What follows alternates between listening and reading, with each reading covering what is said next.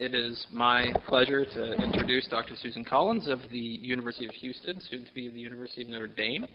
I've known you for about 6 years now. So when she met me, I was just schlepping around in the library at the University of Houston. So, it's been a long time, and it's my pleasure to be able to say good things about a friend. So Professor Collins teaches courses primarily in the history of political thought, as well as the team-taught Gateway course in the University of Houston's Honors College called The Human Situation. Is it still called that? Yes, it is. The Human Situation. Yes, right, the human not nature situation. And in 2005, she was awarded the University of Houston Provost Core Teaching Excellence Award. And in 2008, she helped to found Phronesis, a program in politics and ethics, which is it's an interdisciplinary minor that comes out of, it's in the Honors College, but it's focused on kind of, I like to think of giving students the kind of reflective education that they need to have in order to be truly good citizens. Would you say that's a fair description of the course? Oh, okay. Well, then there you go. Okay, you can quote me on that. No. We can talk about it later. No. So her research is focused on ancient political philosophy, and especially that of Aristotle, and also on some contemporary attempts to use the thought of Aristotle to inform thinking about citizenship.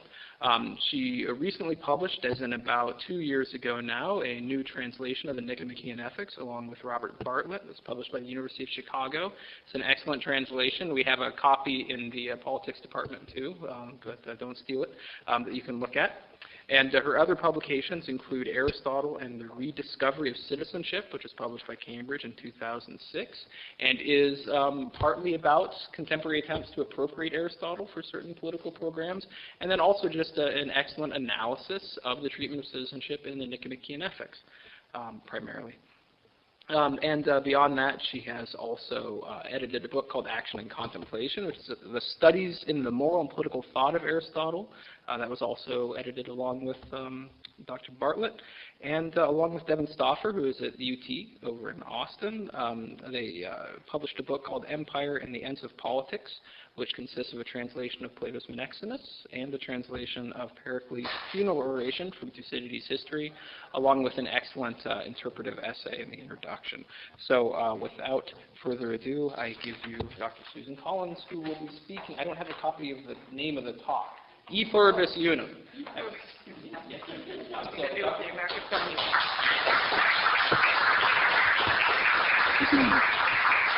Well, can you hear me okay? Is this working? The microphones are just for show. Yeah, I was thinking, but it seems like it's working. So first, I'd just like to open by saying thank you for the invitation to the University of Dallas, and my thanks especially to Kane Turner, who was immeasurably patient in waiting for me to get back in touch.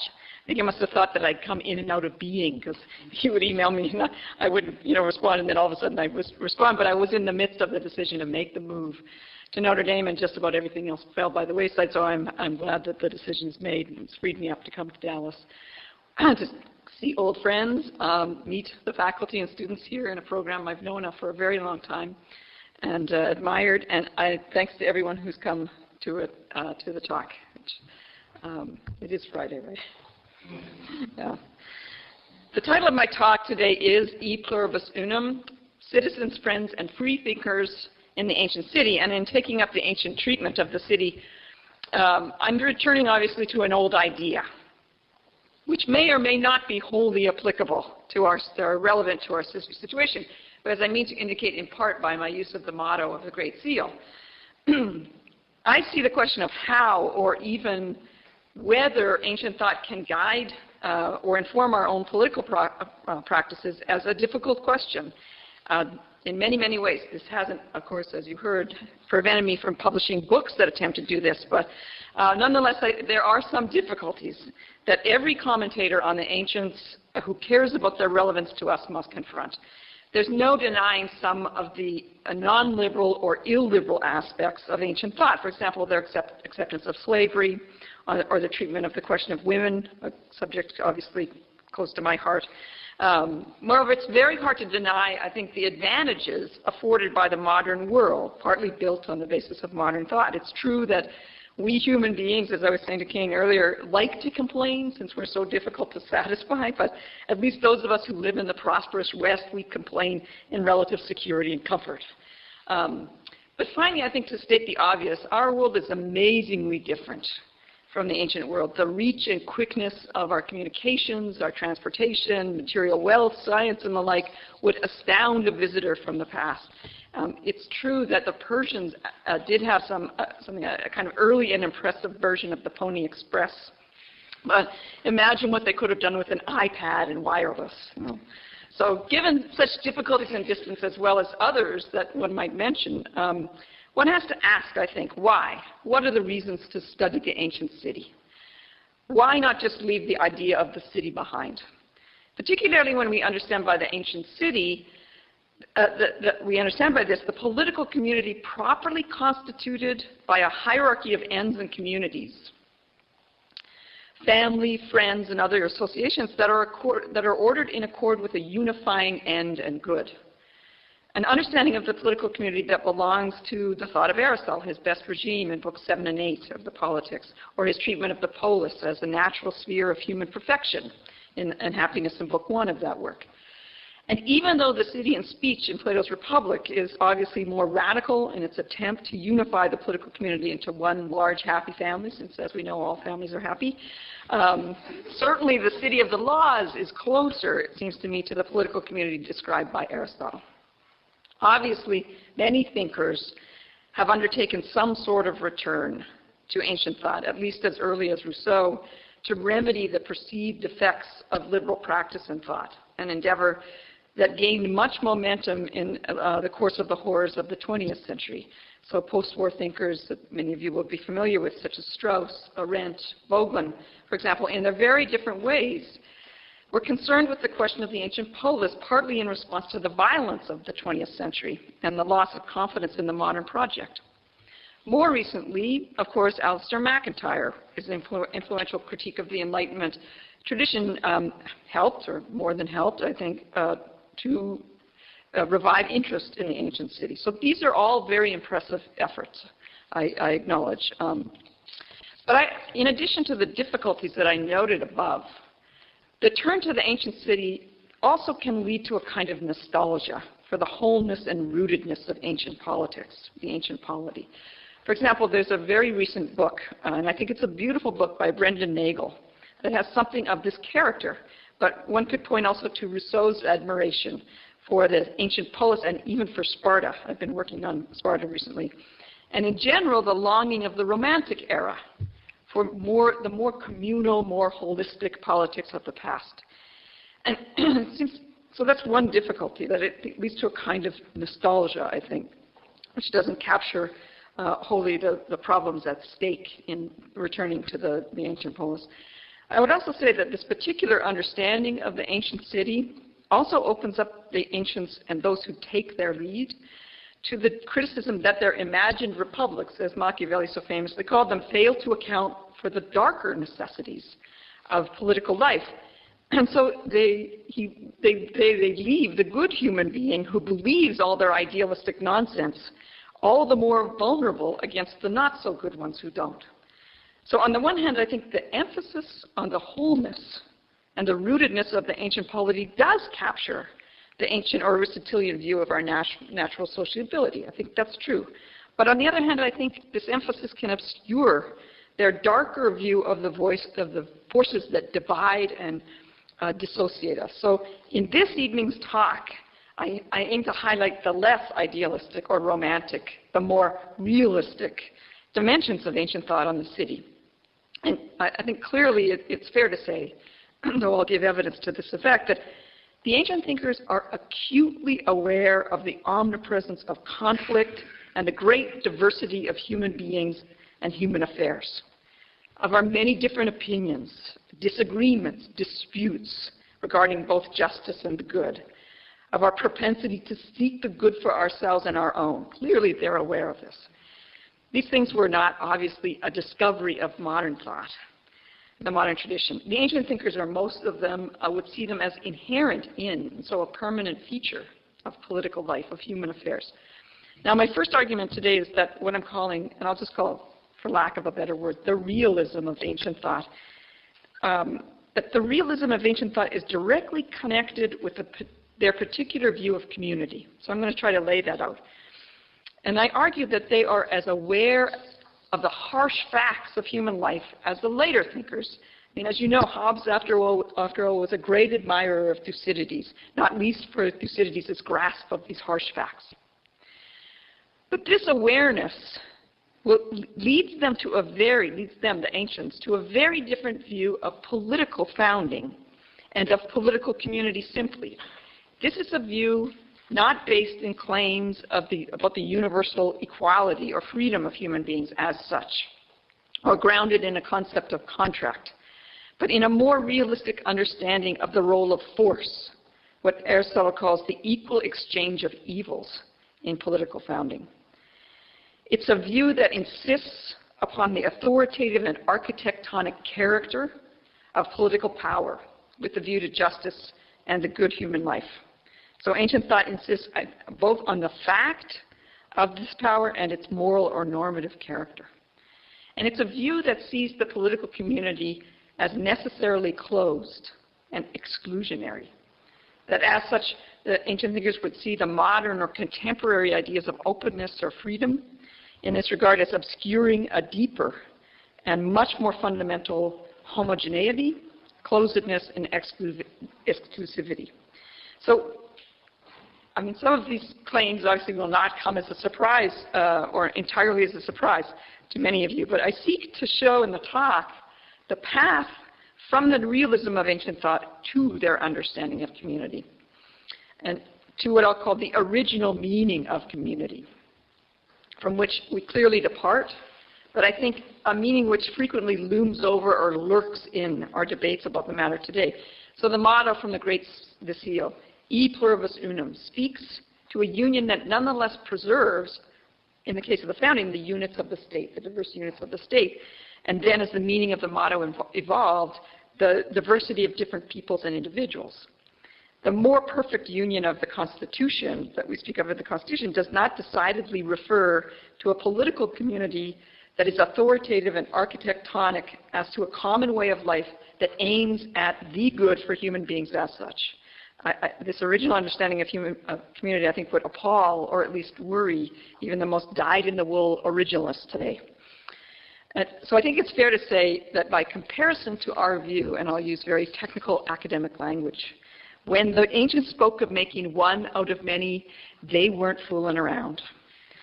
So yet I think this fuller meaning of community, which asks and answers the question, what does it truly mean to live in common, to have a shared life with others, remains very much alive in our efforts to grapple with the question today. So I seek to bring this meaning out, especially in the context of the ancient grasp of the forces that divide us. But I will link this first argument to a second. In the second argument, I want to show, most importantly, that while acknowledging or even insisting upon the comprehensiveness and architectonic character of political authority, ancient thought also helps us to see where, in the political community thus understood, freedom resides.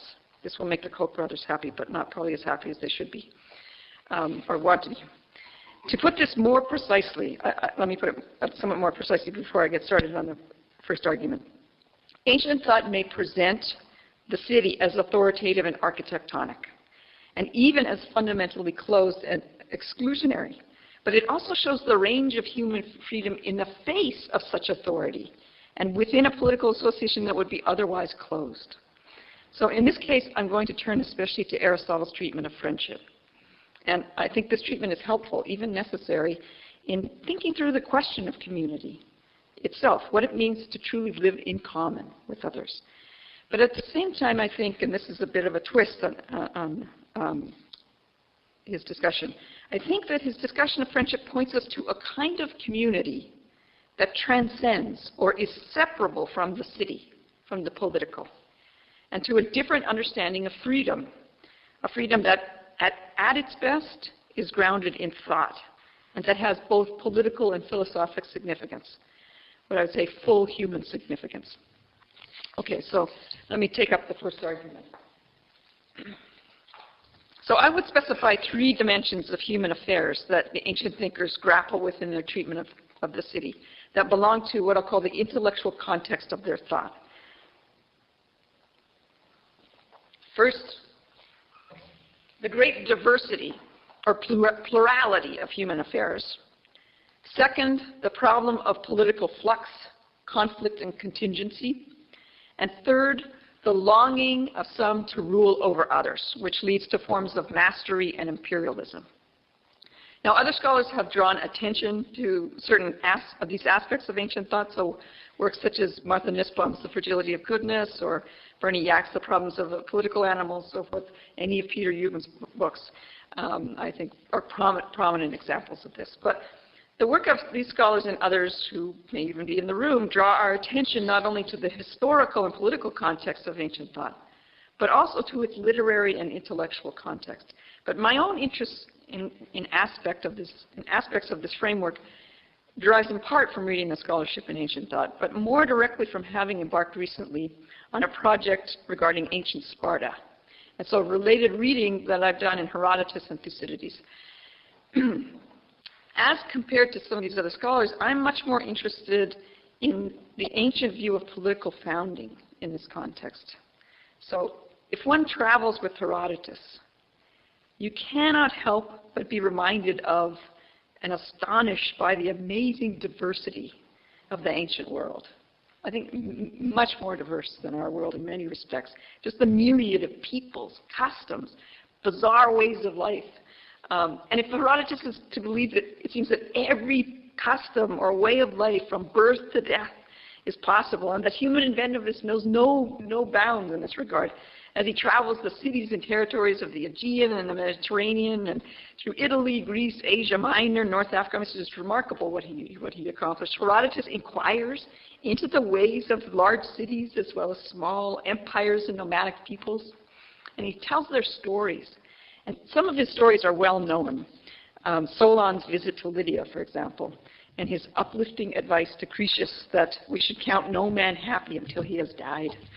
This is advice that you may recall that Croesus recalls as he's sitting on the burning pyre that Cyrus, his conqueror, has placed him on, and that paradoxically saves him. Some of Herodotus' stories are so bizarre that the one traditionally known as the father of history is also known as the father of lies, which probably is true of most historians, but he was the founder of that.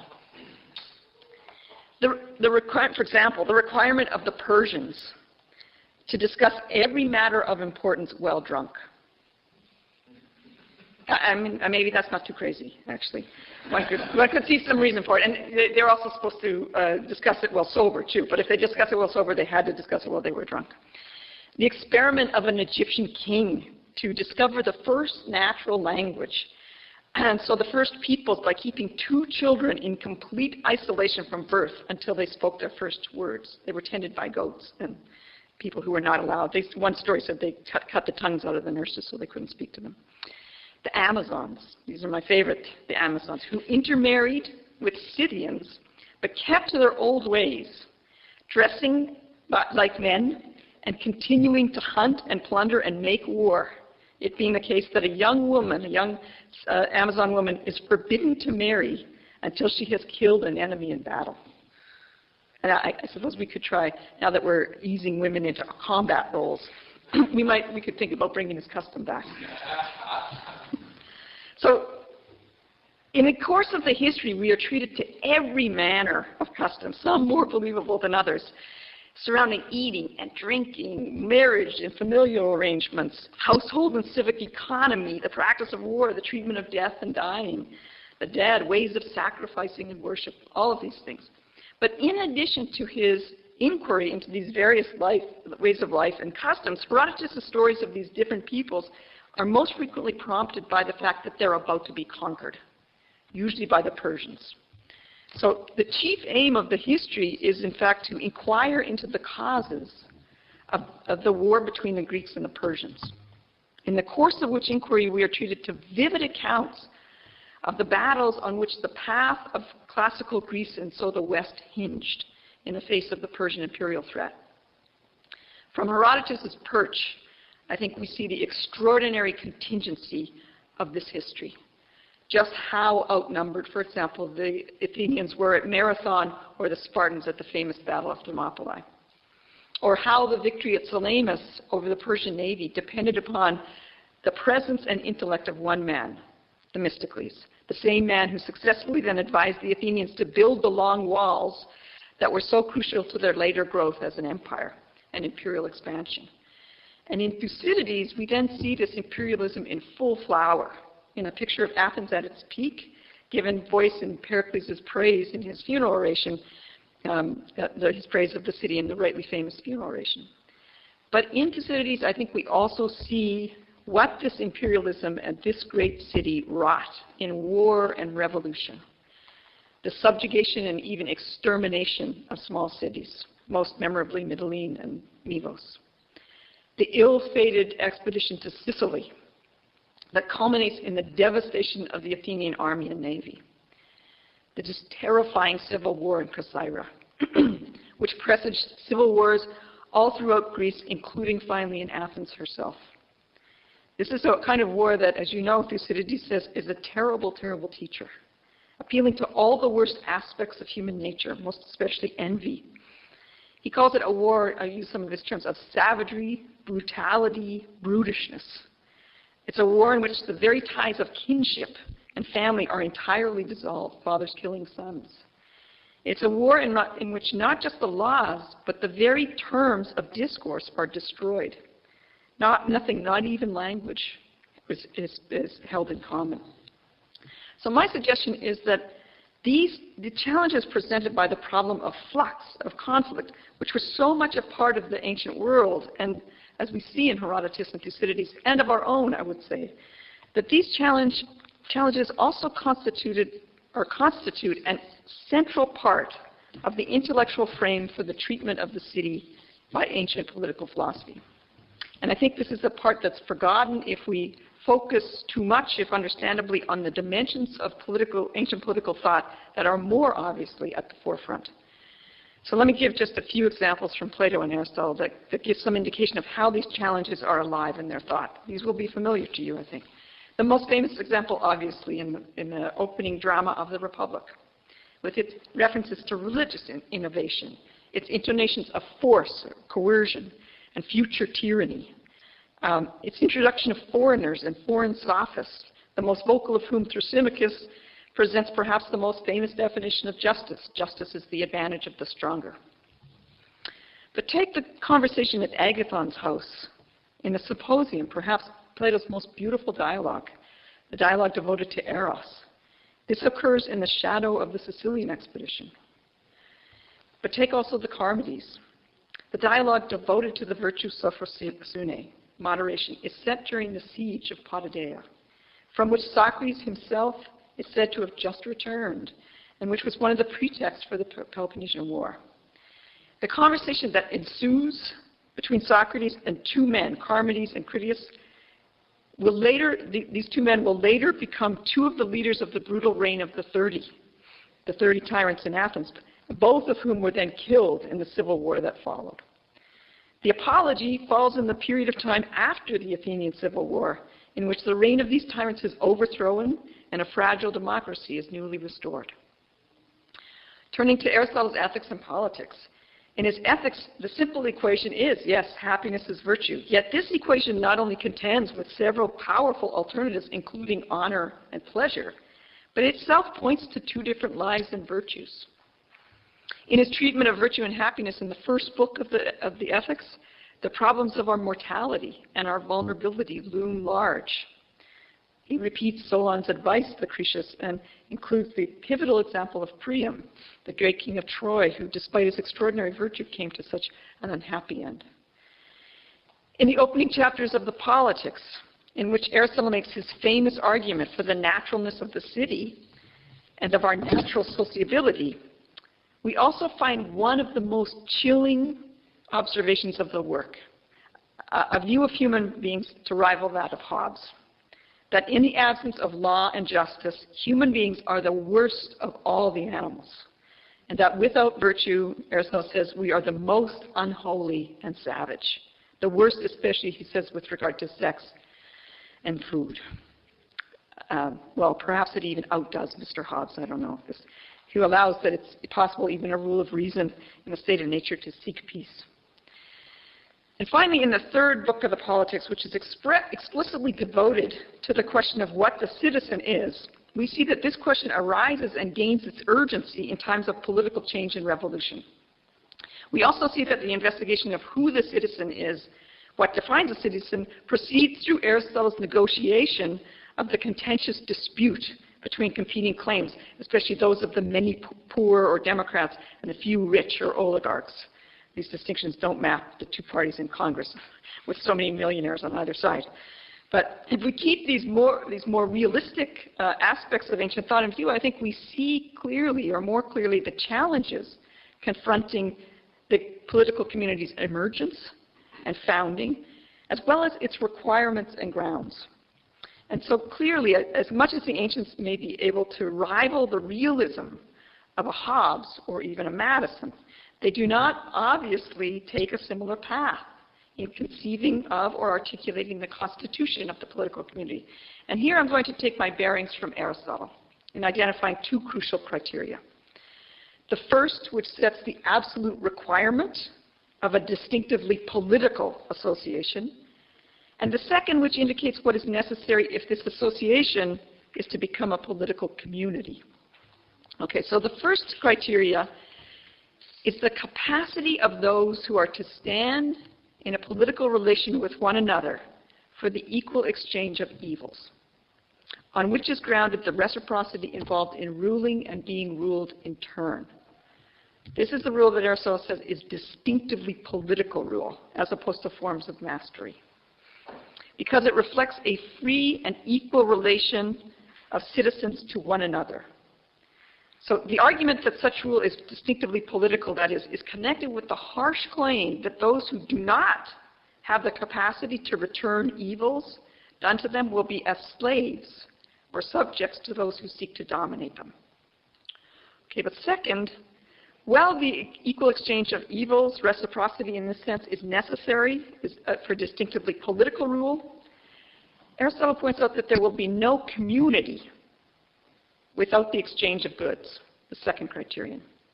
So first and most simply, what's required for community is economic exchange, a relation from which each benefits and shares in the good in this way, though a relation which terminates when the advantage of one or both parties terminates. Hence, while economic exchange is necessary for the commercial life of the city, this brings people together seeking their economic advantage. It's not sufficient for sustaining a community in which there's a truly shared good or set of goods to which citizens in common are devoted and see that they are worth defending. That Aristotle contemplated and rejected a view of political community as a kind of alliance. We see this in Book 3 of the Politics in Chapter 9 when he rejects the suggestion of lycophron for the that law is simply a compact. Aristotle rejects this. Rather, at its fullest or its peak, the political community requires a common way of life that orders human ends and activities with the view to living well. So it's this complete idea of the city, its richness in ordering a way of life that suggests its wholeness and hierarchical character. And I think it's certainly this idea that diverges from our own understanding of the political association with its principled separation of state and society, public and private, its denial of the highest good or final end for human beings as such. But I think we can rightly ask the question then, why should the ancient thinkers take this particular path in envisioning the political community? And I think this question becomes especially pointed if one emphasizes what I've called the ancient realism, the awareness of difference, flux, and conflict.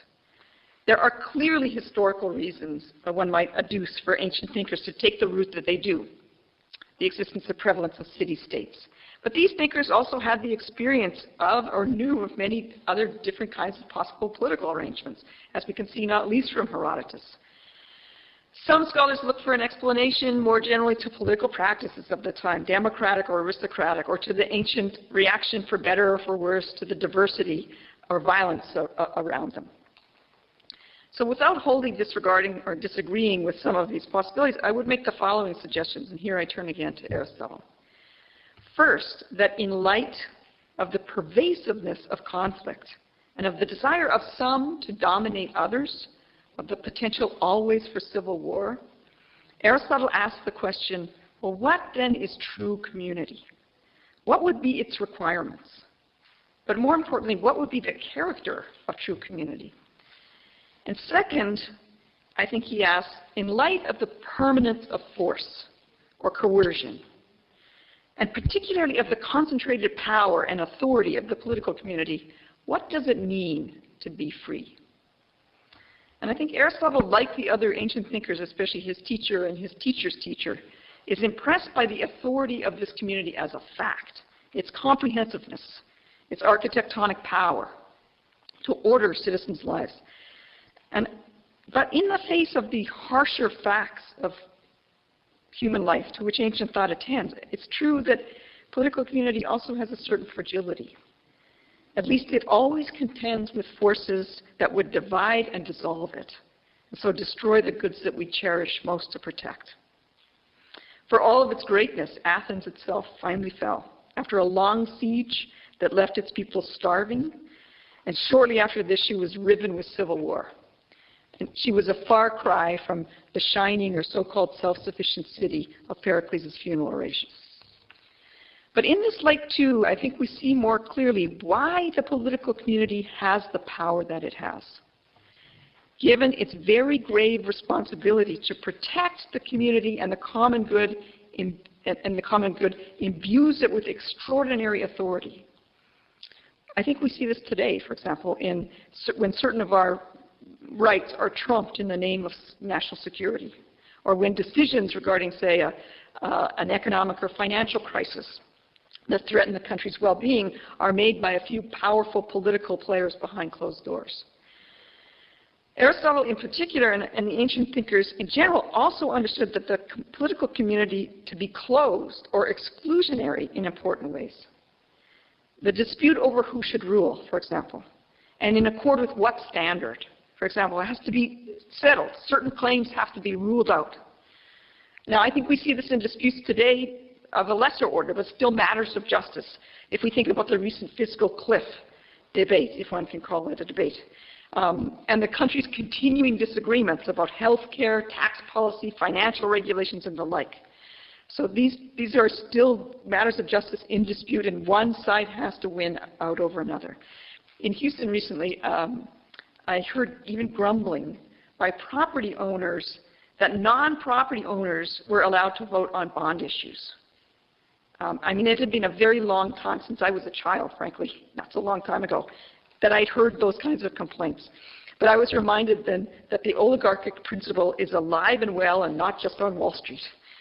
So, but because these kinds of disagreements and disputes, when they go to foundational questions, such as who should rule, they threaten the constitutional fabric. The political community must be constituted by a judgment or judgments about what is truly just, a judgment that closes out other possibilities. Now, these judgments involve, one hopes, a certain deliberation among free and equal citizens, but they also require force to make them effective. And given their collective power and the force behind them, these judgments cannot help but to shape or reshape communities governed by it. So in this comprehensive sense, the political community is closed. Law, nomos, to use the Greek term in its full sense, involves the shaping of particular mores and habits that constitute a way of living and reflect those judgments. Indeed, Thucydides' description of the Corcyraean Revolution suggests that law may well shape the necessarily shared set of terms by which citizens judge what is just and good, and so deliberate about it. Moreover, because it is at least as much grounded in habit and opinion as in deliberation, law also requires a particular reverence. Piety is not listed as one of the virtues in Aristotle's list of Nicomachean Ethics, but a form of piety or reverence is necessary given the role of law in containing or moderating the violence and conflict to which human beings, for all of our sociability, are prone, and in educating and habituating, especially the young, to a kind of reasonableness for civic deliberation. I think something of this concern remains among modern thinkers in his dispute with Jefferson about the need for a constitutional convention. Every 19 years, every generation, Madison famously points out, as many of you know, in Federalist 49, to the necessity for a certain veneration of the laws. Since we cannot, Madison says, depend on enlightened reason to guide us, and we need, to quote, the prejudices of the community on our side. Or we might recall in this context Tocqueville's caution about frequent changes in the law, particularly in democratic republics in which agitation and mutability are natural. So I'd say yet as comprehensive and as closed as the political community may be, Aristotle does not think that it is or can be completely closed. I turn to the second part of my argument. I think this is a thought that it cannot be completely closed. This is a thought that partly explains his move to a consideration of nature and the natural in the investigation of the city. The move to family, friendships, and indeed other associations that we naturally seek out and that have a certain integrity of their own because these communities provide distinctive goods that we naturally desire. For example, children, at least until they get to be teenagers. And when we need a break from our children, the companionship of friends and other associations that provide pleasant leisure of many kinds. Aristotle will speak of philosophizing and playing dice in the same breath. Hence, we speak of friends and companions for the sake of different goods. I once taught Aristotle's account of friendship with a colleague of mine in philosophy. And of course, we team teach regularly. And in trying to explain to the students in lecture the different kinds of friends a person could have by Aristotle's account, this colleague gave an example of one of his friends with whom he said he vehemently disagreed on every serious political issue. But he kept him as a friend because the fellow was such a good golfer. So, more seriously, I think friends provide us different opportunities to do good deeds. And in the best case, not like that of my colleague's friend, friends also help us to become better ourselves. When my daughter is particularly resistant to my advice, I quote to her Aristotle's observation in the Ethics that the difference between a friend and a flatterer is that a friend will tell you the truth, however painful, and whereas a flatterer will tell you what you want to hear. And my next thought is usually, I'm sure God I don't have me as a mother. So even in those associations, I think, in which we seek our pleasure as best, there are many noble pleasures that obtain in our associations. The pleasure we get from aiding others. Aristotle wouldn't see that as taking away from its moral worth, the moral worth of that act, or from seeing others' good deeds, or from communal worship. All these are goods that we seek out for their own sakes, as goods that are of a piece with our happiness. So these communities, and especially that of friends, show us two important things. One, that there can be no community, no real community, without goods that can be shared, truly shared, not merely exchanged as in economic goods, but shared and enjoyed in common and in concord. And two, that the way of life that constitutes the political community in the ancient view comprises a diverse set of communities and goods. So let me focus in this context on the role of friendship in Aristotle's thought. I think it's really the most beautiful books in many respects. Since it's the one community that in some sense I think can be said in Aristotle's account to transcend the political community, even more so than the family. Or maybe it would be better to put the matter in the following way. Friendship in the best sense can achieve a shared good, a common good, that the political community can only aspire to. The centrality of friendship to our good and happiness, but also its deeply political significance is signaled by the fact that Aristotle devotes 2 books to it in his Ethics and only 1 to justice. And by his poignant but bracing line, I think, at the beginning of those books, that without friends, no one would wish to live. So, as I conclude, let me note 2 considerations in this regard that come to light when we take account of the ancient view of the harsh realities of human affairs. First, the unity or apparent unity of a political community is never complete. There continue to be differences, disagreements, and disputes that call it into doubt. More importantly, because the natural communities of which we are a part, especially family and friends, have a certain integrity of their own, they also naturally resist the political authority's education and its power. As powerful an influence as the political education and authority may be. Even if the ancient thinkers do not draw a strict line, as we do, between public and private, or state and society, they recognize how particular communities that are natural to us are separable also from the political community, most particularly friendship. Something of this view is captured in the very famous and oft-quoted line from E.M. Forster's famous essay, quote, "If I had to choose between betraying my country and betraying my friend, I hope I should have the guts to betray my country." That raised your eyebrows. It's not to say that even these natural communities might be torn apart in a political maelstrom, such as we see in the civil wars that ravaged Greece, to which Thucydides gives such a chilling description.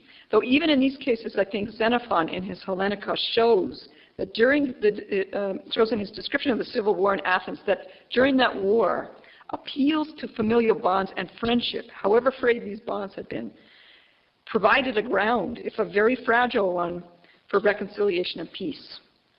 Especially since, Xenophon remarks directly on this, especially since human beings recall the very real goods of these communities, apart from the claims about justice over which they're fighting. Hence, despite the closed nature of the political community, as Aristotle and I think the ancient thinkers in general understood it, Aristotle's discussion of friendship indicates that the view of the city as, quote, an armed camp, or as the only home for human beings in a world of flux and violence, is not adequate to the full range of human possibility and freedom. And I think in this way, Aristotle remains true to the Socratic way of life, even as he takes a different tack from that of Socrates. For even as he acknowledges the closed or authoritative character of the political community, and he highlights in the relationship between friends the need for a community in which human beings pursue goods appropriate to their nature, and in which a freedom proper to that nature is possible, that is not tied to the political community or political activity, simply. As such, he indicates it somewhat playfully by linking philosophizing not only with playing with dice, but also with drinking, exercising, hunting together, that one of those goods is philosophy, or the contemplative life. As much as these activities may provide pleasure, save obviously for exercising, at least in my view, Aristotle clearly thought that philosophizing together constitutes the highest activity and the best pleasure, requiring the greatest freedom of mind. Yet as a philosopher who saw the political community sin not once against philosophy, but twice, and who left Athens, he says, lest the city sin twice against it, he was perhaps more impressed than Socrates by the hostility of the political realm to this freedom, and therefore, in locating it in the realm of friendship, took greater care in introducing it into the marketplace. But even here I would offer a final thought on the matter. As aware as they were of the many harsh facts of human affairs, of political conflict, of flux, the ancient thinkers were not given to despair. And they aimed in their different ways to demonstrate the need for reasoned deliberation in political affairs and to protect and infuse civic life with the virtues of thought and freedom of mind that they held to be highest. I think we see this great purpose in the simplest sense in Aristotle's very definition of the political relation as between free and equal citizens who deliberate in common about what is just and unjust, good and bad, and the rest. So the ancient city of citizens, friends, and freethinkers, it may be an old idea, but it and the communities that compose it help us to see what true community is, even in the face of some very harsh facts about human nature, human affairs, and even given the distance between us and the ancient world. And I think it also can prompt us to consider whether our own so very different city, our extended republic, not to say our global village, is closed. Whether we too could benefit from some greater freedom of thought in examining the prejudices of our own political community. And finally, in thinking about the ancient city, I think it can help us perhaps extend or enrich our understanding of freedom. What it means to be a free human being, connected as this is to thought and thinking in the philosophic sense, but also to the political deliberation required for a free society, in which conflict and disagreement are perfectly natural. And with this thought, I'll end and open the floor for questions, which I would enjoy. Thank you.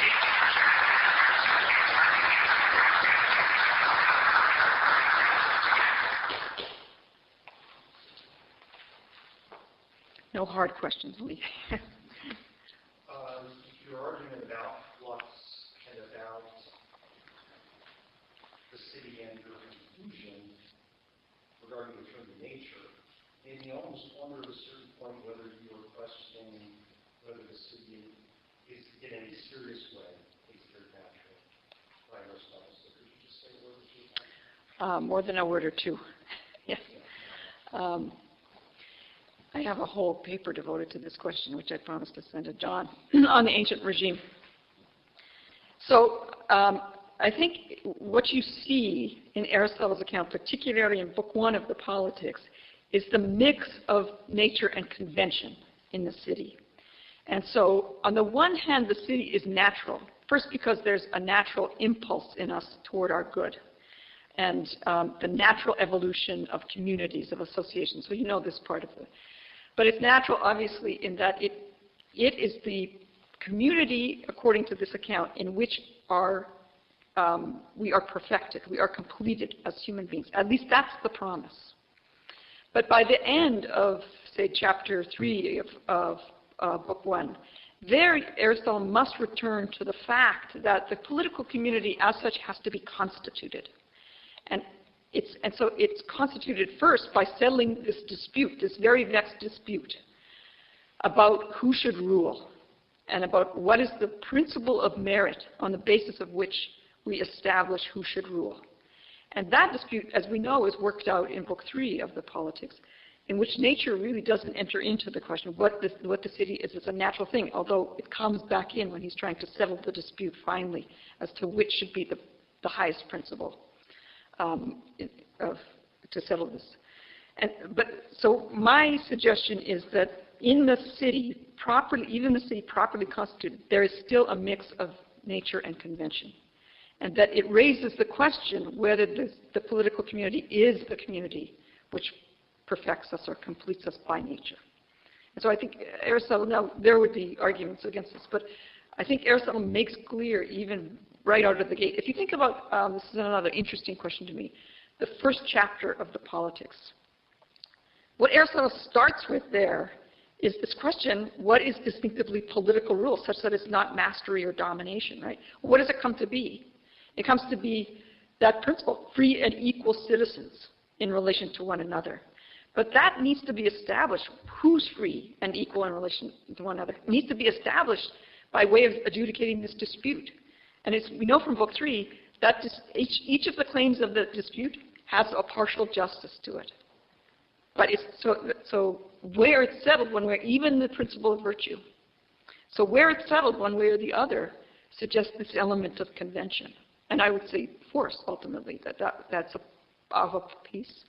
So I think it raises even, so he starts with that question. It's remarkable. Then he says, well, how do we know what a city is? We break it down into its natural compounds, and then we start into this question of the natural.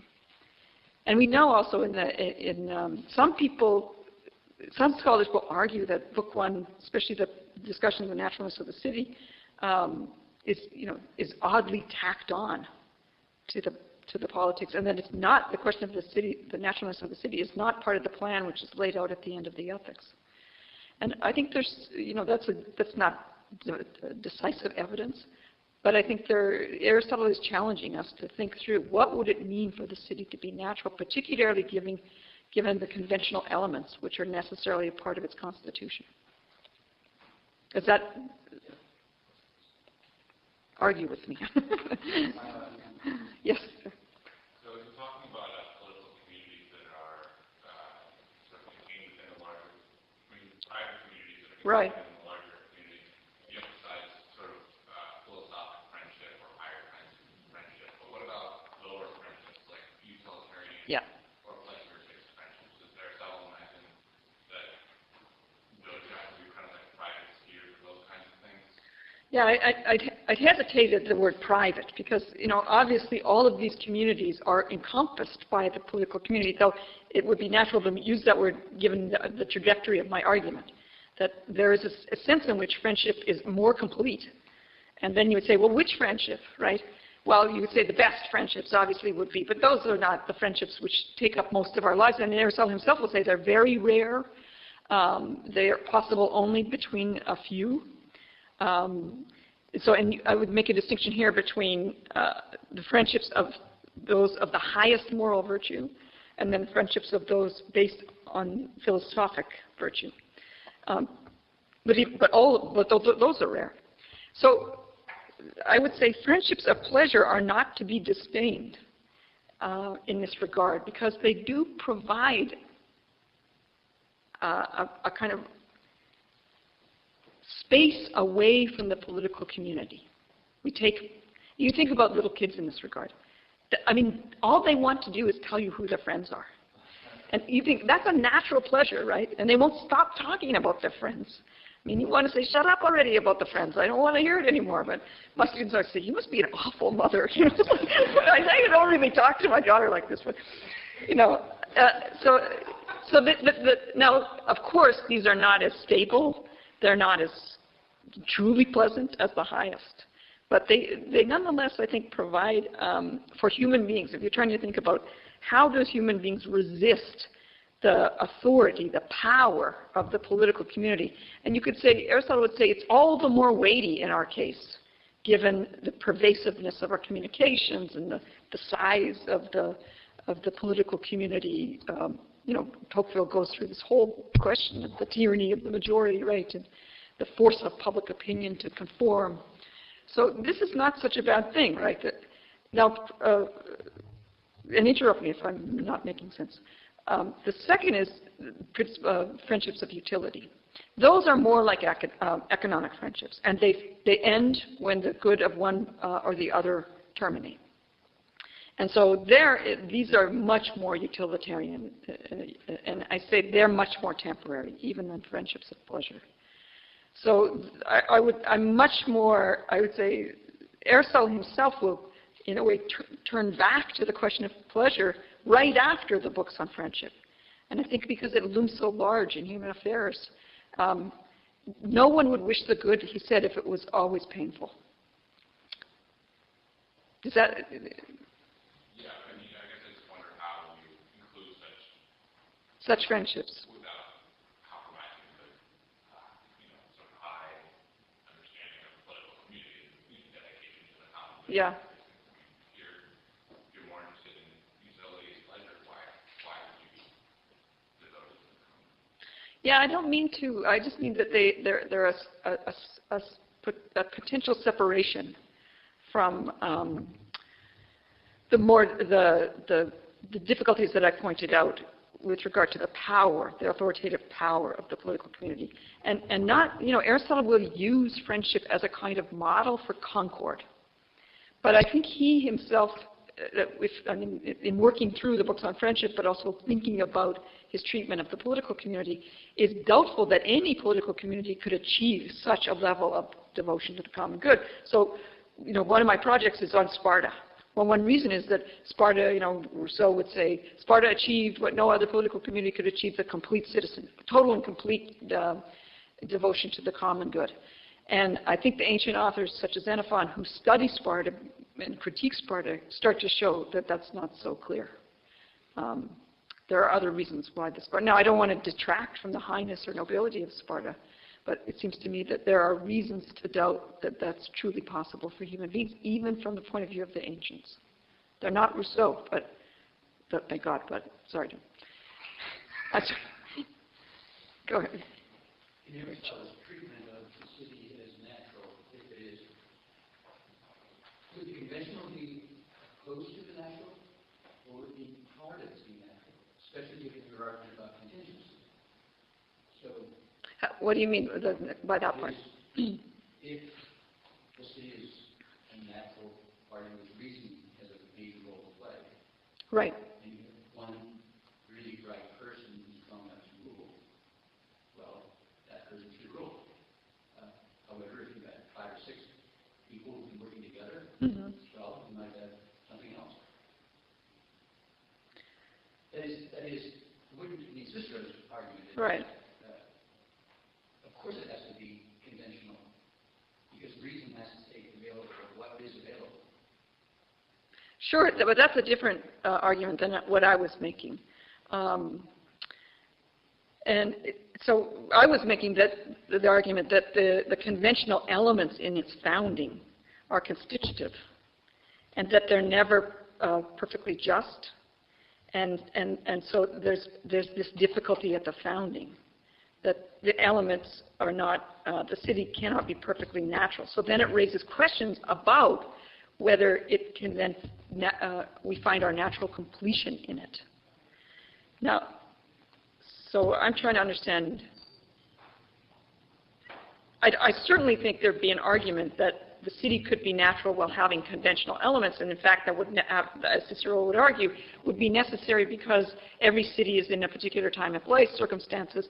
As Aristotle gives the account of various ways of acquisition in the first book of the Politics, which I think brings this out, right? You're going to have fishermen if they live by rivers. You're going to have some disagreeing with me or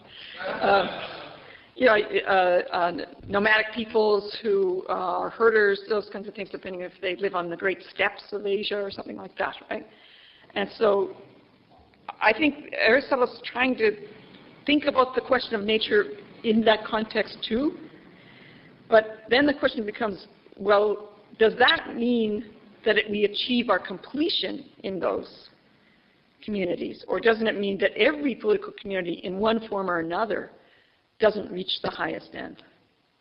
So, and that's part of political wisdom, to see that every community is contingent in that regard. And it might be contingent simply who happened to win the war, or it might be contingent because of the or it might be contingent because of the circumstances in which it was constituted.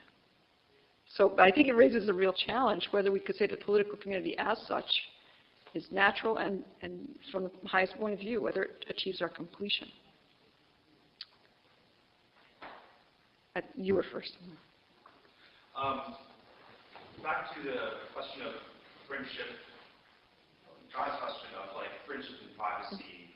Is it necessary for your argument that the good of philosophical friendship be sort of harmonized with the good of the city? No. Yeah. You're happy with that? Well, yeah. Good. The driving point of the question was, to do that, don't we need to create the private and have the private be somewhere where it's the good of the friends? Was that the driving point? That we need to create the private? Yeah, we rarely understand each other, but that's all. Well, now I'm not understanding either of you. No, it's fine.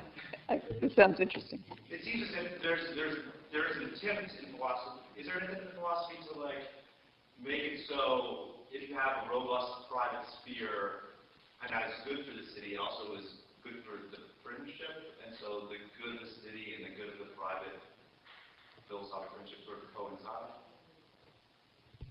I see. Well, again, I would hesitate to use the word private, though my argument, I'm trying to talk about a separate, a community which transcends the political community, whose good is more complete. I put it that way. And so then I thought, is John's question, well, what about pleasure, friendship? Does that too have the same power? Because you could say, well, this is a very high ideal, right, of our area, rarely achieved, and so I'm not solving the problem in a way that I'm trying to address, which is if you take the ancient understanding of the political community as authoritative, architectonic, closed, exclusionary, is there within that understanding, see, we solve the problem by making these distinctions between private and public, or we think we do, right? We may just obscure the deeper homogeneity that I think would be the ancient response. Even in a view, what would be the ground of freedom? Now, that would have to be filled out with, a much more robust notion of freedom connected with thought and thinking. But I think it's worth also thinking about these other natural goods which we seek, pleasure, and to think about them in a way that doesn't dismiss them. I mean, Aristotle, in Book 1, dismisses the life of pleasure, but he comes back to it, and he gives two treatments of it. And, they're difficult treatments to understand, but I think you cannot understand human life without fully understanding the role that pleasure plays in it. And those, I think, in some ways, they might say they naturally direct us to things, pleasure and pain, right? And naturally turn us away from things. So I think I would say there are aspects of our nature which show themselves no matter how much we may have been shaped by the political community. And the pleasure we take in friends, just hanging out, like my colleague and his golfing buddy, right? That's a way in which we see nature, our natures. It's not full-blown philosophic or virtuous friendship, but it does show that human beings have a nature which can't be wholly perverted by the political community or shaped without resistance to that political community. I think that's what I'm getting at. I have to go over here and then you had to. Yeah, I'd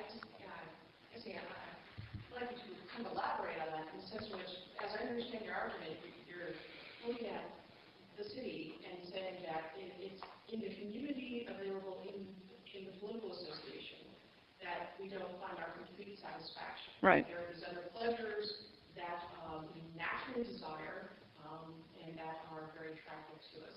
But you also seem to be suggesting that whereas it seems to me Aristotle initially creates the expectation in Book 1 of the Politics that we find our completion in the fullest through the activity Right. of ruling and being ruling, especially. Yeah. Right?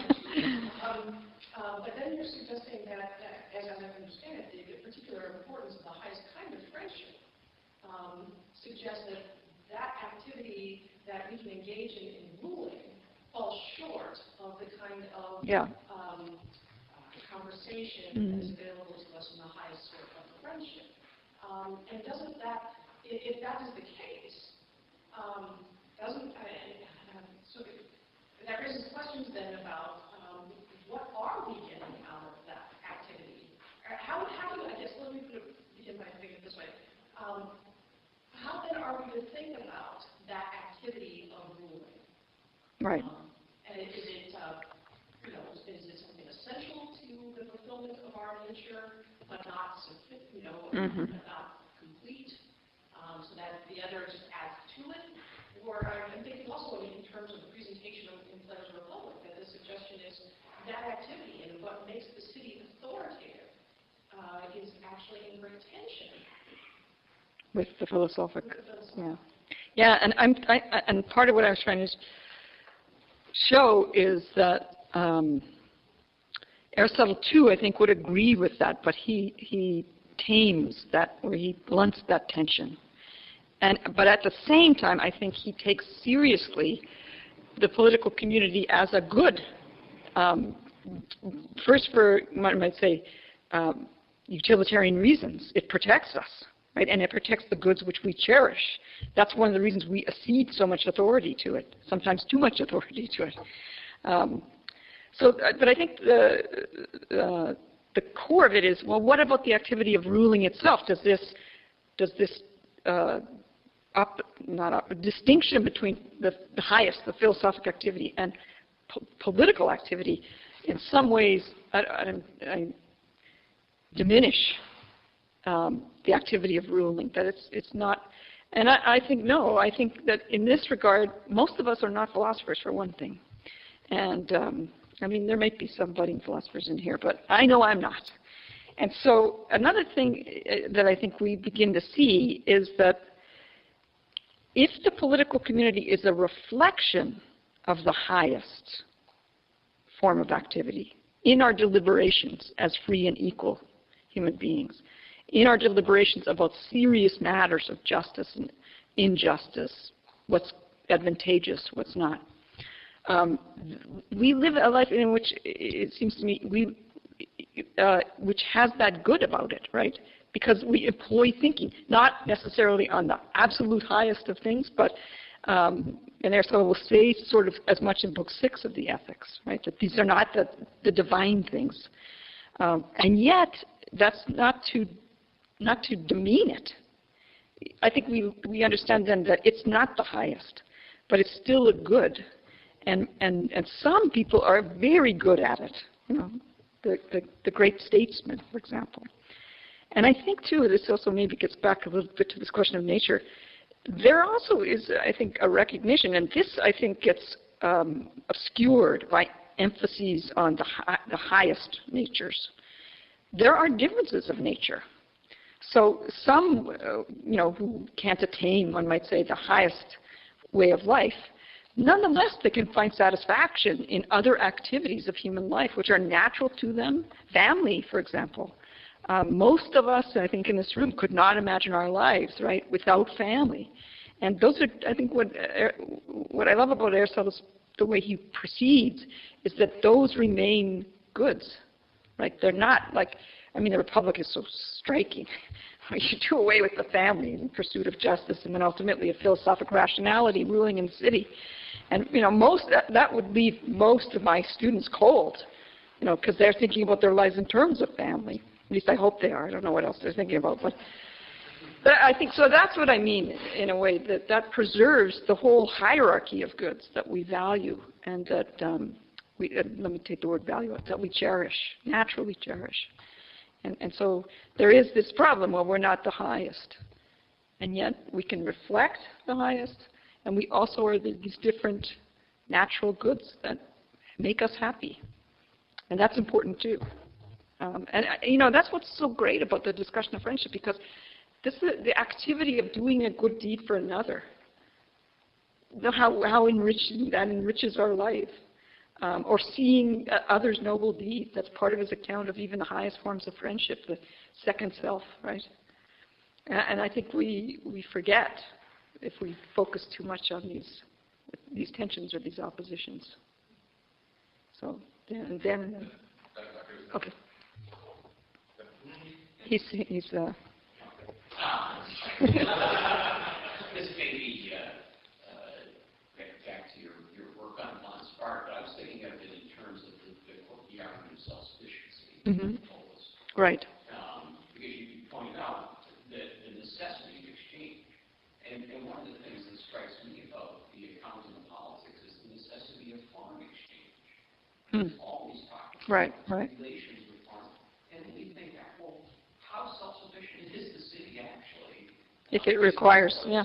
When he's always taking account of whether it's military or just economic exchange. Is that part of the kind of contingency? Yes, I think so. And it reminds me, you know, if you think about the requirements of the best regime, how it's supposed to be situated so that it has a certain harbor so that it can bring in, I mean, it would be best, I think he says, if you could be perfectly self-sufficient in goods so you didn't have to do this trade, but to have it situated so that you can import goods but not poison the city, with foreign ways. So it has to be perfectly, but that indicates that even in the best case, the regime one would pray for, right, that there still is this difficulty that, and once you enter, what he says about the city at the end of chapter 3 in book 7 is that the city, one could imagine a city separated from others, right, who doesn't have to attend to the necessities of war, a city self-sufficient in this sense. Well, first of all, you can't really, you'd have to imagine that city, right? But second, it doesn't deal with this problem of economic goods.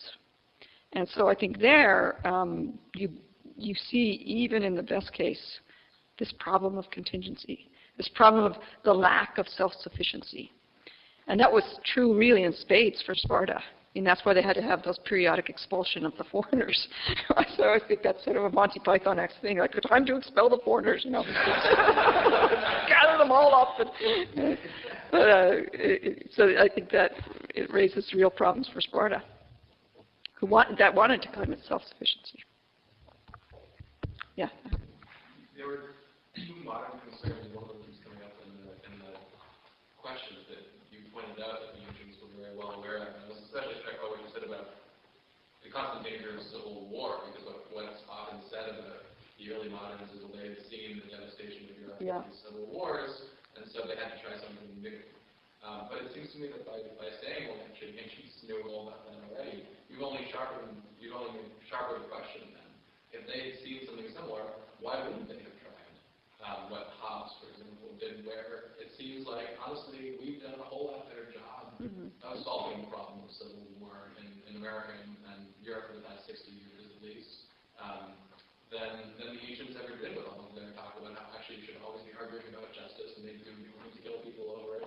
And I would only tack onto that with talking about friendship. If you keep saying, well, they appreciated private friendship, they appreciated private friendship, well, why not take out then this tension between connection to the city and private friendship in the way that modern political thinkers do? In other words, can you say something about why you think the ancients wouldn't have gone down the road that Hobbes and other moderns took, given their awareness of precisely these sorts of concerns for peace and for private life, that it seems like arguably were motivated Hobbes and others? Okay, well, let me say one thing first that I can't follow up on. And I think part of the difference in the case of the moderns is they're looking at religious civil wars.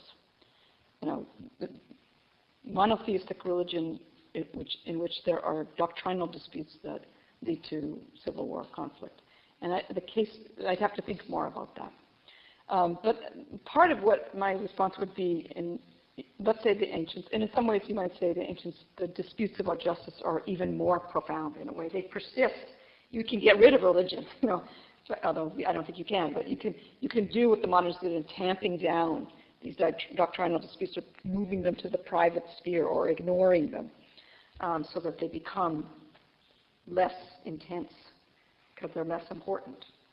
But you might say, but more fundamental really is what Madison, I think, points to in a way, the distinction between rich and poor. That's how does one solve the tension between rich and poor, which threatens to blow up at any moment, and that persists over time, despite what might be the doctrinal differences of various religions, or even if you have monotheism and polytheism. And so I think the ancients thought that problem had to be solved in the manner in which they solve it. Or no, that problem is solved as a fact by one side winning out over another. And so they would take not as a prescription, this description of the political community, but as a fact. And however much we may claim, and I struggle with this question, however much we may claim that we're an open society, that we're a diverse society, they would say, no, you dig a little deeper and there's a fundamental homogeneity.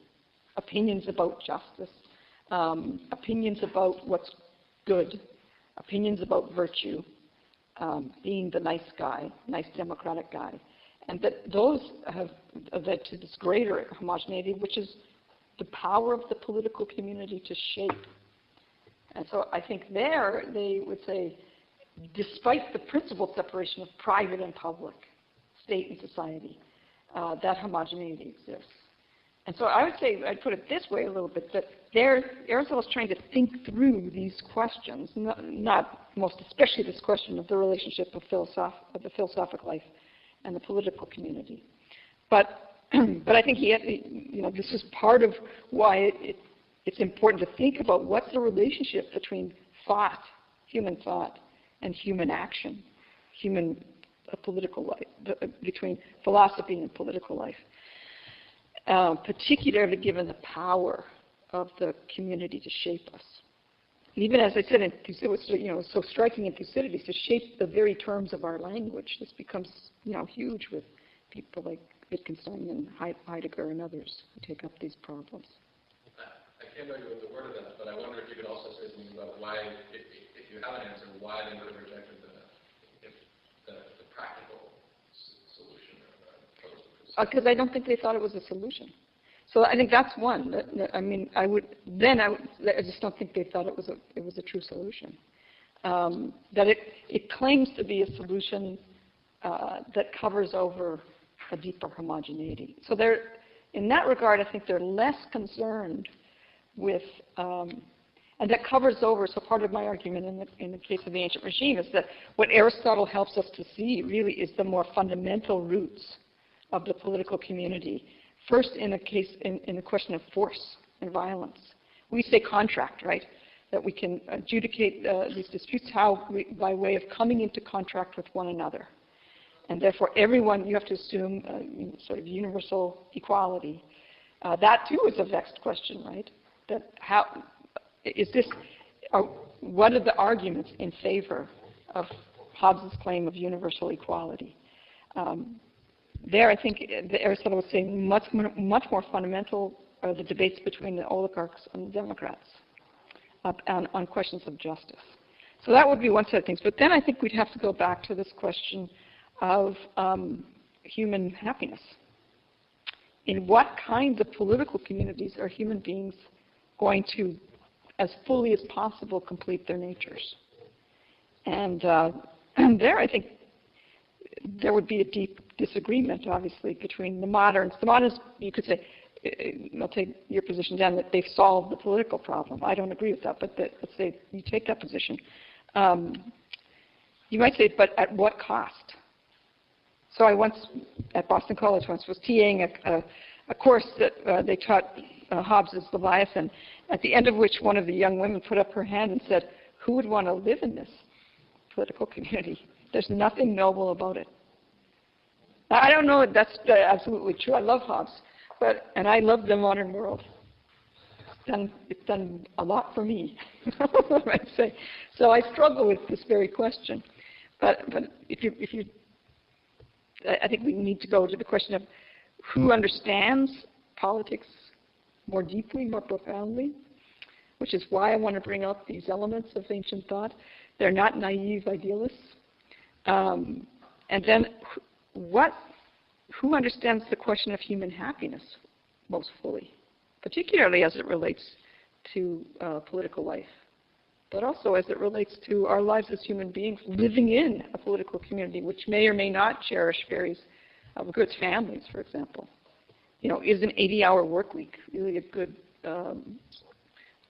solution for family life? Two parents, there's all sorts of questions we could ask about this, right? So there, I think, it's first this question of efficacy, one might say, and second, the question of the good, of what's truly good. Just a couple of yeah. So in terms of you saying the classics have a deeper understanding than the moderns, in the sense in which moderns make an distinction with some of them, private and public.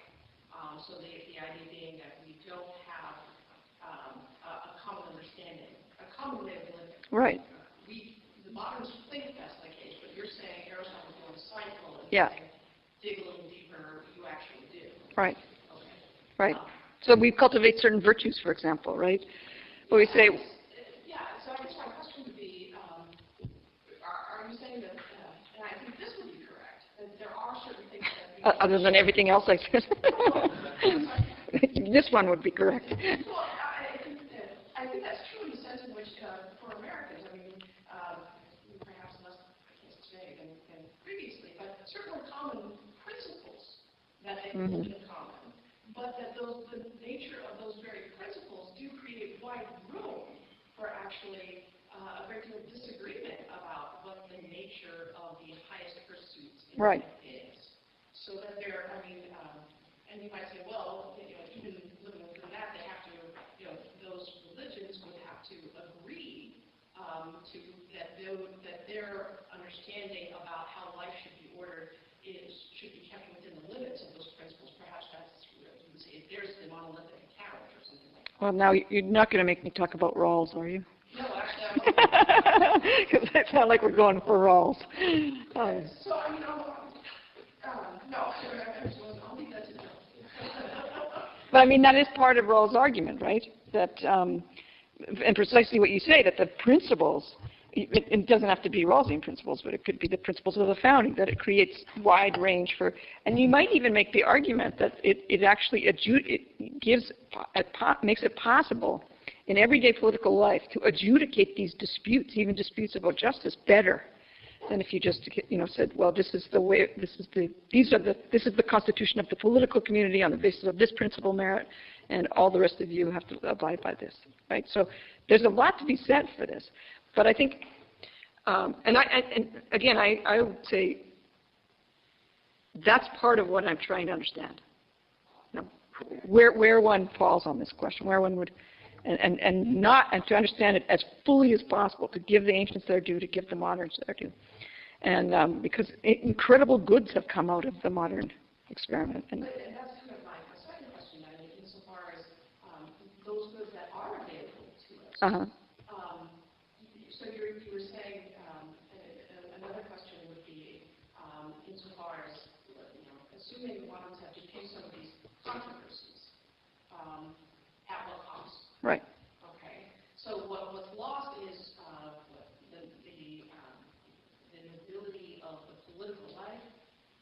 But are you also suggesting, or what weight would you give to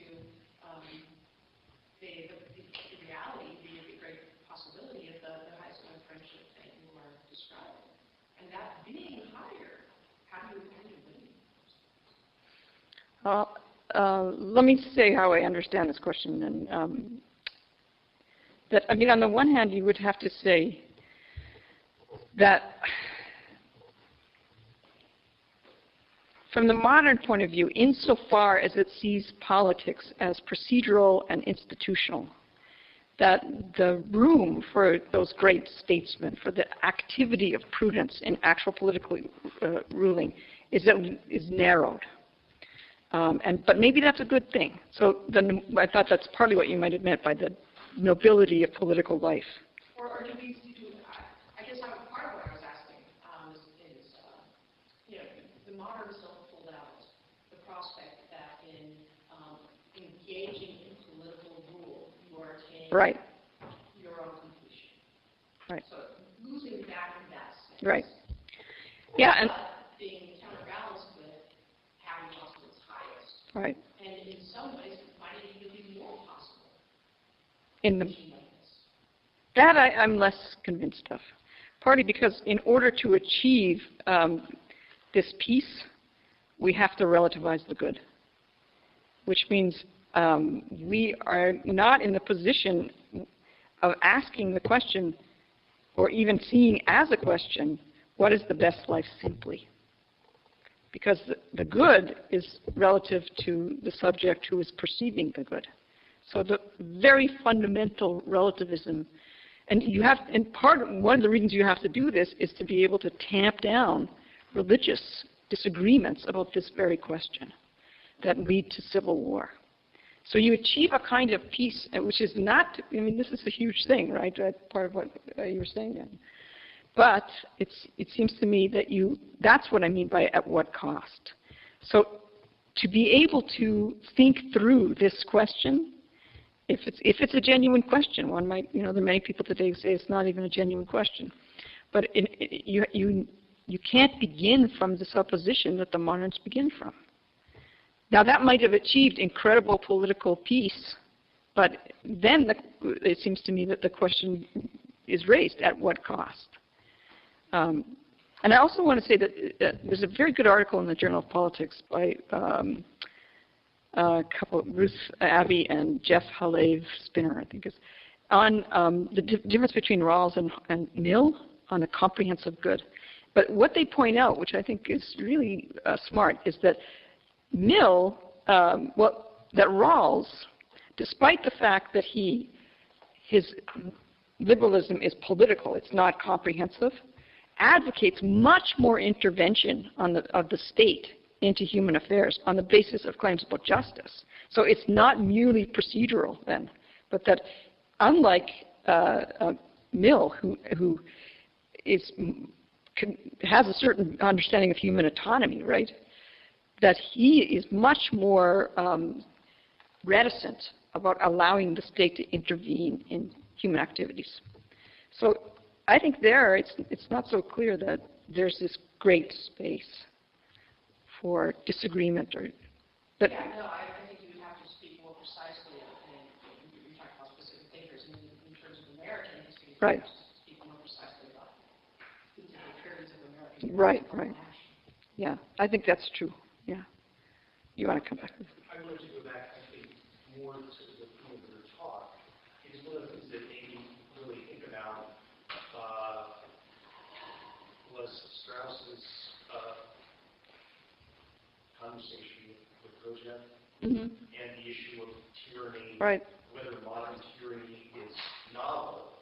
Now, one of the strange things that Strauss has to argue, to in effect argue that the ancients really understood what we understand. Part, I think, of the strength of your argument is that you're in effect showing that, oddly enough, though the ancients are accused of being idealistic, in strange ways they are far superior to the moderns of being able to understand things like tyranny. Right. Okay, so they're accused of idealism, and yet it turns out that in a certain way they are actually even more deeply realistic. Could you just say a little bit? Yeah, well, this is part of what I'm trying to bring out.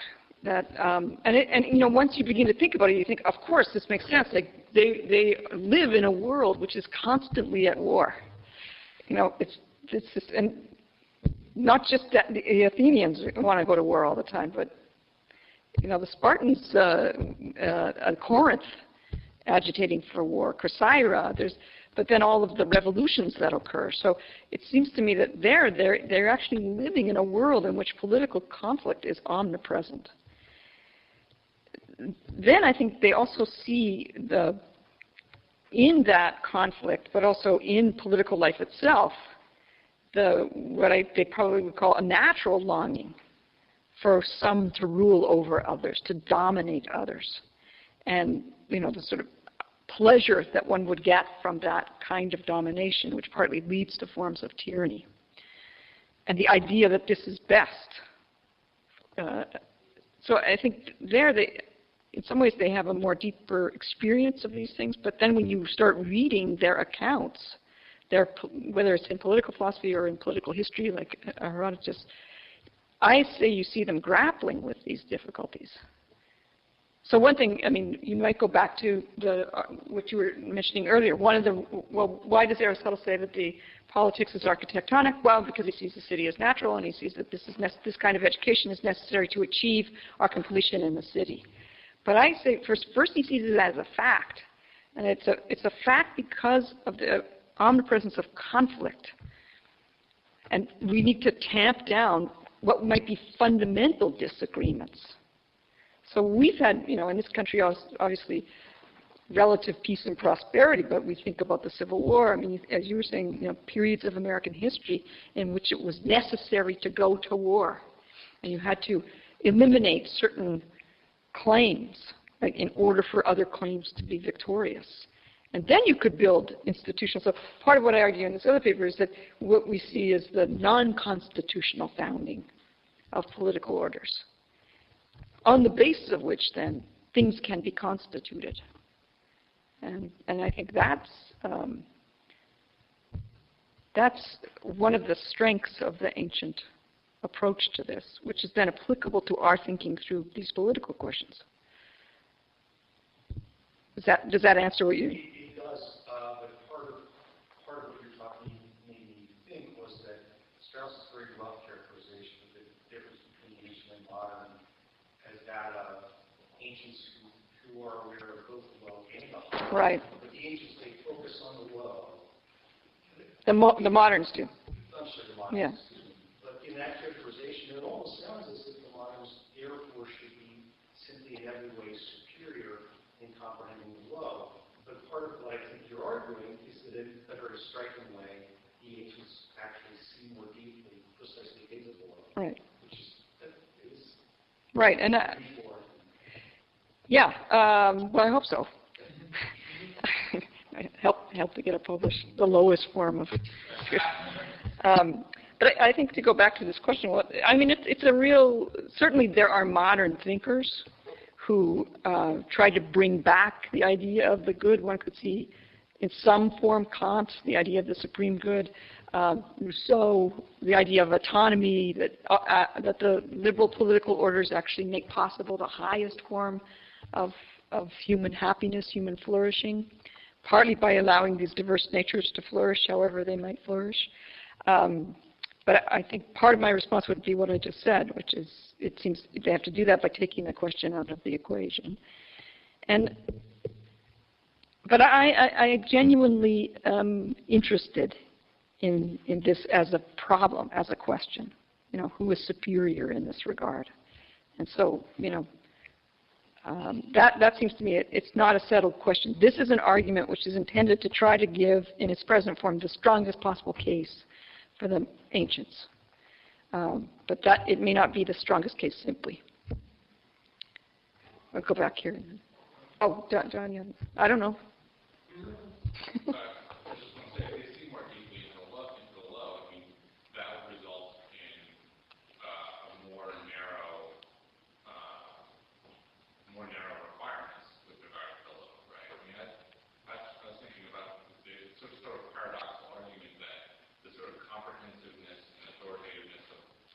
Right. Allows for greater heterogeneity, but in what things, right? In the highest thing, and in questions about right. nobility and justice and these kinds of things. But whereas with the low things, it would be extremely severe by our. Right. Yes. If it sees more clearly, when we go out, it sees more clearly what has to be done. Right. Whereas with us, you could say that we have a greater heterogeneity with regard to that kind of thing, but we're extremely orthodox with regard to our opinions about the just and the noble. Yeah, no, I might even use that. I like that. But I would still say that I think what's at stake is partly what we were discussing, which is, you know, first of all, do they see more deeply? That's my argument, obviously. But, you know, the restrictiveness of the requirements, does that cut off possibilities that the moderns actually allow, right? Which is for political debate and dispute of various kinds. And so my argument was that this is the non-constitutional founding for the constitutional founding. And so in order to understand political life, you have to understand that fact about it. You know, we had to eliminate certain peoples in order to found a nation. We had to eliminate certain views. Certain possibilities are not possible. We have particular views of justice in this. There might be some disagreements, but fundamentally, you know, popular sovereignty, those kinds of things. Do we disagree? And Aristotle would say, no, of course you don't disagree. You couldn't, or you wouldn't have a political community. Right? It couldn't be constituted if we were still having those kinds of battles. I mean, I don't think of anybody today. I'm sure there are people who would seriously, in public, make a case for oligarchy. We might have an oligarchy, but they would not come out and say the oligarchic principle. That's why I was so surprised when I heard actual property owners in Houston grumbling about non-property owners being able to vote on bond issues. And then you start to think about it, you think, that makes a lot of sense, you know, because they're going to take money from my pocket to pay for things that they want, and they're not paying taxes, right? So, or that at least they're not paying property taxes. But I could not go to city council really and say, I'm in favor of the oligarchic principle of merit, that whoever contributes more in terms of wealth should receive more. Or the aristocratic principle. There's some of that, we might say, in the idea of representation in the Federalist Papers, but because election is an aristocratic device. But it's not a principle we would make a political argument on. I may be wrong. Some of you are better versed in American. I just, in the talking about the sort of factual basis of constituting policy, I guess I want to make sure I understood the logic right, because there's this idea that to have a political community, you were saying for the ancients, you have to have the exchange of goods. There has to be the exchange of evils, but then also economic exchange. But then there also has to be the sharing of goods. Right. To make the genuine community, even though perhaps some of the best communities or the most fulfilling communities are not politically, not political in the proper sense. Right. Although they are subsumed within the whole. But then there's also just the general, there's a shared way of life which becomes a political community. And so I guess what I'm wondering is, are the ancients saying, in order to create the kind of secure, in order to factually found a community so that these various goods can be achieved, Right. it's necessary to go all the way to basically imposing by force a certain vision of a good life? Is that necessary for the factual founding, or are they saying, once you have the city having this unified shared way of life, is necessary in a more constitutive sense for even ordinary people Yeah. being able to partake in the various goods? Right. Yeah, I don't think they begin, and I think this is also a kind of misunderstanding, which I try to bring out by being very precise about the steps. I mean, I might be wrong about this, but the first step is what I call the requirement that it be a political association, that there be equals, free and equal citizens ruling and being ruled in turn. That's established on the basis of a certain principle, which then settles the dispute. So that's the first step. Then the second is, but what does it mean to be a community? What brings us in? Because if you settle the first one and you don't then begin to ask, what does it really mean to have shared goods? Such that first, in the sense of the political community, what do we share? So I think Aristotle shows in a way that we move towards this idea of a common way of life. You could, and he saw regimes, and he analyzes regimes which stop. So one of the interesting things is that there are two definitions of the regime in the politics. And only one of the definitions includes the idea of the end. The other just simply speaks about the principle of merit, which establishes the distribution of political offices. You can think about political association on those terms.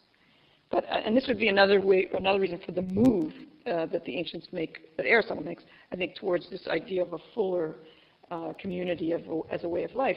But does that mean that these human beings, that these citizens, once we know what the citizens, have a shared way of life that would sustain the community? And so that, I think, it brings in this question of, well, what is the good which we seek in common together? As a political community, can it be perfectly shared? If not, are there other communities in which we actually find a kind of perfect sharing of the good?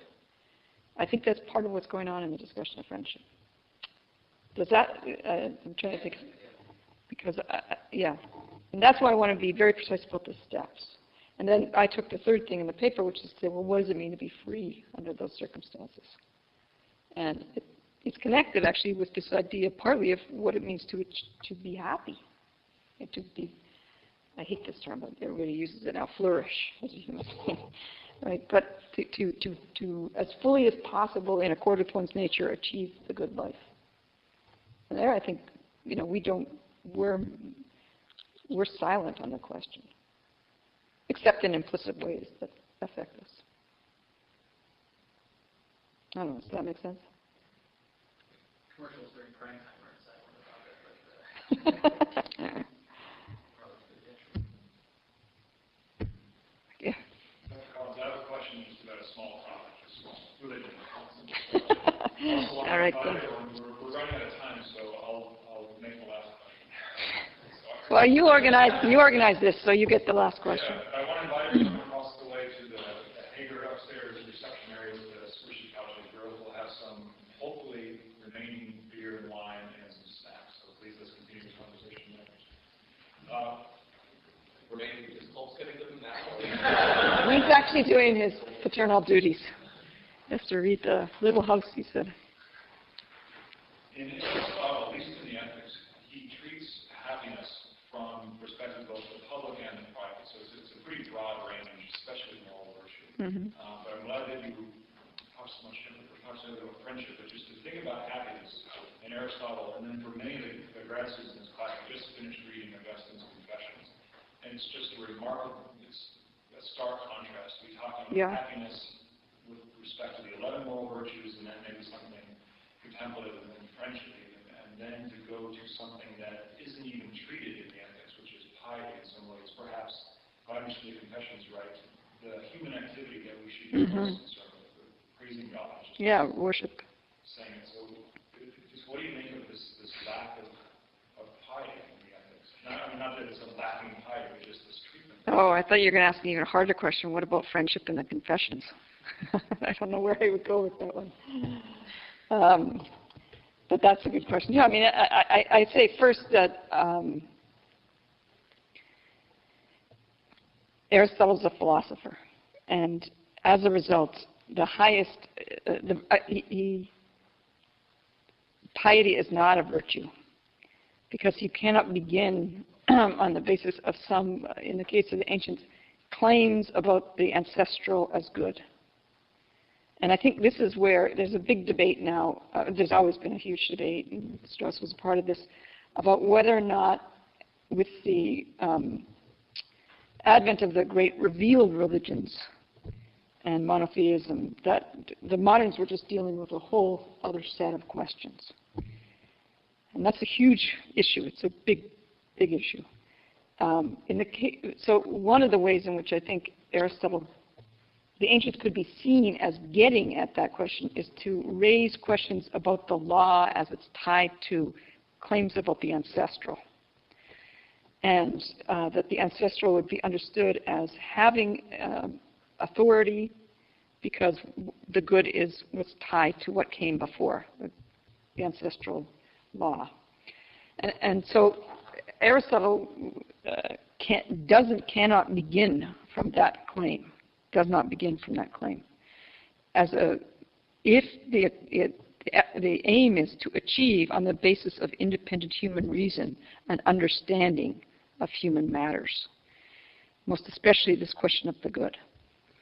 So ancient regimes too would make claims grounded in, we could say, a pious reverence for the ancestors. But the philosophic attempt to address the same questions cannot begin from those claims. So that's why I think you see piety as absent in the most essential sense. But then there's also this account of, you could say, a kind of moral virtue understood as far as possible as rational, and therefore grounded in real principles of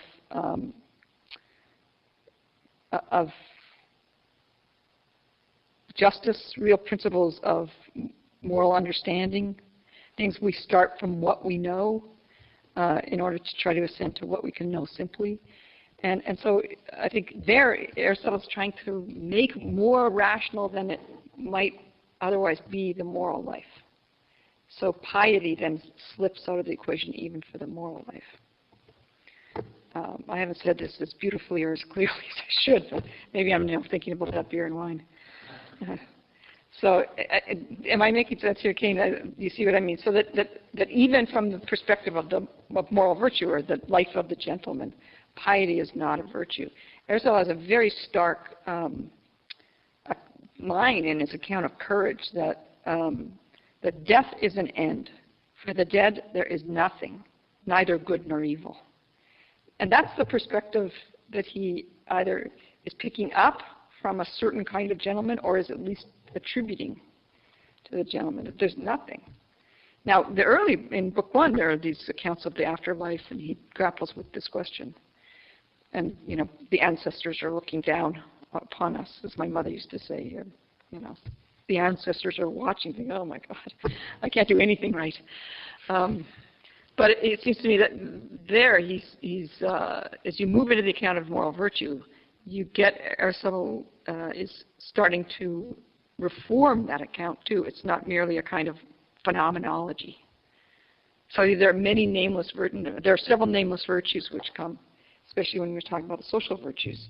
Why are they nameless? Well, in some ways they don't exist. Well, Aristotle names them. I think the trajectory of the account of moral virtue in the ethics moves in the direction of this more rational understanding of moral virtue.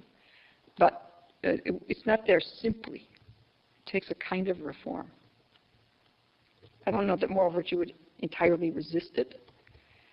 You have in the account of many gentlemen a sort of enlightened view, one might say. They're not merely pious. And so it's partly reflective of that. Someone like Pericles or someone like that. That's a more problematic case. He was affected by philosophy. But there I think you see that. So those would be the two reasons that for a difficult question. But I think it's an interesting question about the role of friendship in Augustine's Confessions. And I don't